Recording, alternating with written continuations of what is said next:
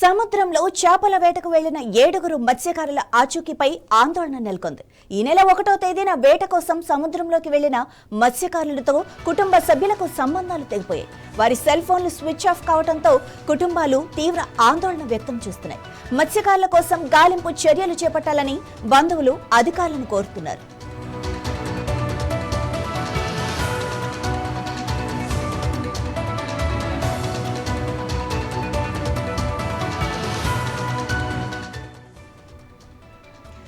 సముద్రంలోకి వెళ్లిన మత్స్యకారుల ఆచూకీ అయితే గల్లంతైంది. వాళ్లతో ఉన్న ఫోన్ సంబంధాలు ఏవైతే ఉన్నాయో అవన్నీ కూడా కుటుంబ సభ్యులతో తెగిపోయినట్లుగా కనిపిస్తోంది. ఇక ఫోన్ స్విచ్ ఆఫ్ అయినట్లుగా కూడా తెలుస్తోంది.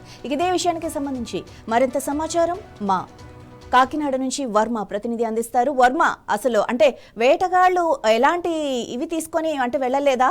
అంటే కొన్ని ఇవి ఉంటాయి కదా, అంటే వెళ్ళేటప్పుడు ఆచూకీ కోసం లేకపోతే అవన్నీ కూడా ఉంటాయి కదా, అది ఎలా మిస్ అయింది? గుడ్ మార్నింగ్ మాది. ఏదైతే విశాఖపట్నం ఫిషింగ్ హార్బర్ నుంచి జూలై 1న చేపల వేటకి వెళ్ళినటువంటి 7 మత్స్యకారులు సముద్రంలో ప్రస్తుతం గల్లంతయ్యారు. ప్రతికూల వాతావరణం, అల్పపీడన ప్రభావంతో ప్రస్తుతం వాళ్ళు చిక్కుపోయినట్లుగా అయితే భావిస్తున్నారు.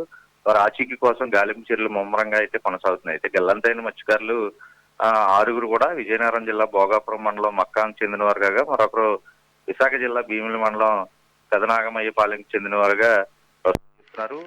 చిన్న, గంగయ్య, అప్పలరాజు, కే చిన్నయ్య, సీతోడు, బండియ్య, చిన్నమ్మోరు మొత్తం 7 కూడా 1వ తేదీన వీరు బోట్లో వేటకు బయలుదేరారు. బంగాళాఖాతంలో అల్పపీడనం కారణంగా సముద్రం అల్లకల్లోలంగా మారినట్లు కుటుంబ సభ్యులు వీరికి ఫోన్ చేసి చెప్పినట్లుగా కూడా చెప్తా ఉన్నారు. అయితే జూలై 4వ తేదీన మధ్యాహ్నం నాటికి మేము తిరిగి వస్తాం, అంటే నిన్నటి రోజు మధ్యాహ్నానికే వాళ్ళు తిరిగి రావాల్సి ఉండగా ఆ కుటుంబ సభ్యులకి అయితే ఆల్రెడీ విషయం కూడా చెప్పారు. అయితే నిన్న సాయంత్రం వరకు కూడా వాళ్ళు తిరిగి రాకపోవడంతో కుటుంబ సభ్యులు వారి ఫోన్లకు ప్రయత్నించగా అన్ని ఫోన్లన్నీ కూడా స్విచ్ ఆఫ్ వచ్చాయి.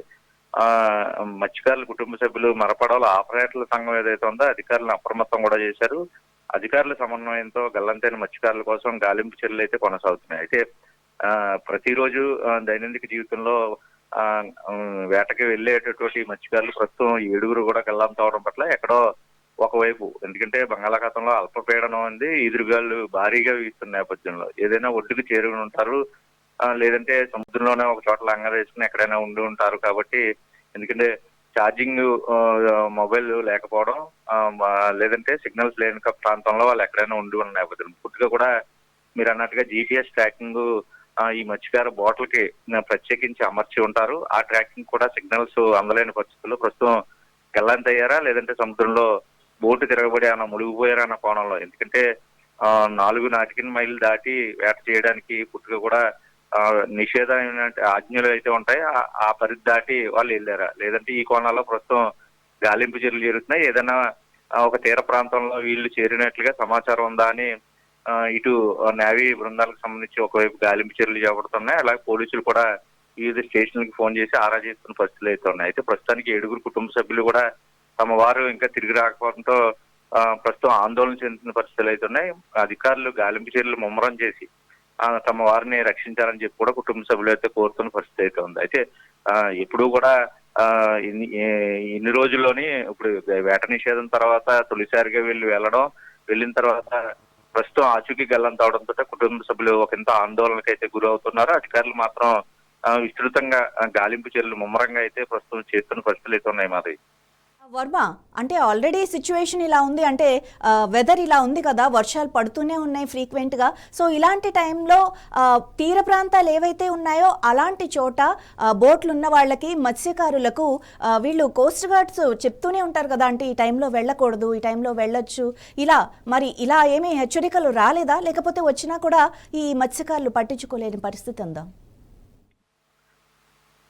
అయితే మాధవి, దీనికి సంబంధించినంత వరకు 2వ తేదీ నుంచి అల్పపీడనం ఏర్పడుతుంది. సముద్రంలో వేటకి ఎవరు వెళ్ళరాదు, ఒకవేళ ఇప్పటికే వేటలో ఉంటే తిరిగి రావాలి అన్న సందేశాన్ని 2వ తారీఖుని ఇవ్వడం అయితే జరిగింది. అయితే వీళ్ళు 1వ తారీఖు తెల్లవారుజాము 4 గంటలకే ఈ వేటకు వెళ్ళిన పరిస్థితుల్లో ఈ అల్పపీడనం ఇంత ఉధృతంగా ఉంటుందని తొలుత నుంచి వాళ్ళు భావించి ఉండకపోవచ్చు కారణంగానే వెళ్ళారు. అప్పటికే అప్రమత్తం చేయడానికి, ఎందుకంటే 1వ తేదీకి అల్పపీడనం ప్రభావం అంతగా లేదు, అప్పటికి హెచ్చరికలు కూడా జారీ చేయలేని పరిస్థితుల్లో ప్రస్తుతం వాతావరణ శాఖకు సంబంధించి ఒకవైపు మొబైల్ కి, అలాగే ప్రతి మత్స్యకారుడి కుటుంబానికి సంబంధించి బోట్లకి ప్రత్యేకించి నావిగేషన్ సిస్టమ్ ఉంటుంది. ఆ నావిగేషన్ సిస్టమ్ ఆపరేషన్ అంతా కూడా ఈ కోస్ట్ గార్డులు అలాగే నేవీ కూడా చేస్తున్న పరిస్థితుల్లో వీళ్ళు ఎప్పటికప్పుడు అలారం ఇస్తారు. డేంజర్ అలారం కూడా మోగిస్తున్న పరిస్థితులు ఉంటాయి. ఒకవేళ అత్యవసర పరిస్థితి వస్తే మొబైల్లోనే డేంజర్ అలారం వచ్చే పరిస్థితులు ఈ మత్స్యకారులకి ఏర్పాటు చేసింది కాబట్టి అవి వచ్చినా సరే అంటే అది ఒక రోజు ముందే వీళ్ళు ప్రయాణం చేయడం వల్ల